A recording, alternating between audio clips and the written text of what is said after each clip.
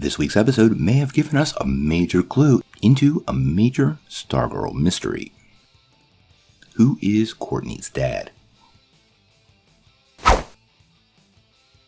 Hey guys, thanks for tuning in to Comic Book Nostalgia. I'm CB Nostalgia, and we got a little discussion about the future of Stargirl and her dad. But first, I wanted to remind everybody, make sure you hit that like and the subscribe button, and be sure to ring the bell if you want to get all those updates. Well, after last night's episode of Stargirl, there's all kinds of questions that are up in the air. Now, despite that rather tearful ending, was the revelation that Courtney's father is not Starman. Now, in last night's episode, Courtney's mother reached out to her real father via email, and it gave us all kinds of clues.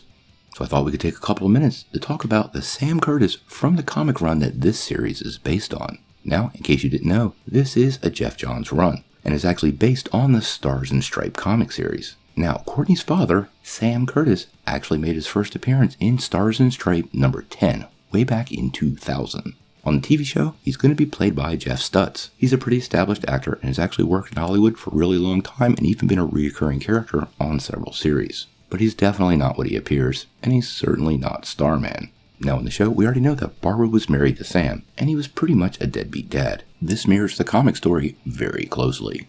We know he was only around about once a year until Courtney was 5, and on Christmas Eve he disappeared forever. Now, in the comics, Sam Kurtis is tied to the Royal Flush Gang. Now before you start getting excited that he's some sort of supervillain, he's not. He's basically one of their goons.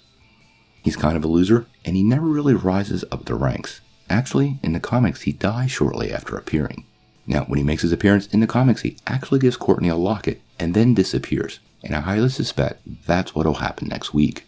More than likely, he's a big seed for Season 2, and I suspect we may actually see the Royal Flush Gang as one of the major villains next year. According to his IMDb and Wikipedia, he's only slated to be in one episode this season, so it's unlikely we're going to see any of those bad guys right away. But we do actually already have an Easter egg to confirm this. When you look at the emails that Barbara sent, one of the emails actually says Royal Flush. Now obviously the TV version is a lot different than the comic. Actually, at this point in the comic, Courtney didn't even have the staff and she was just the Star-Spangled Kid. So obviously some storyline changes will take place.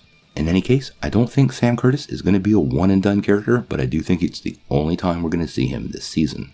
I don't think he'll be the highlight of next week's episode, but I do think it's pretty important information. Personally, I'm more excited to see the Shining Knight in action. So what do you guys think of Sam Kurtis?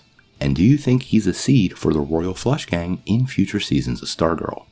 Sound off in the comments below.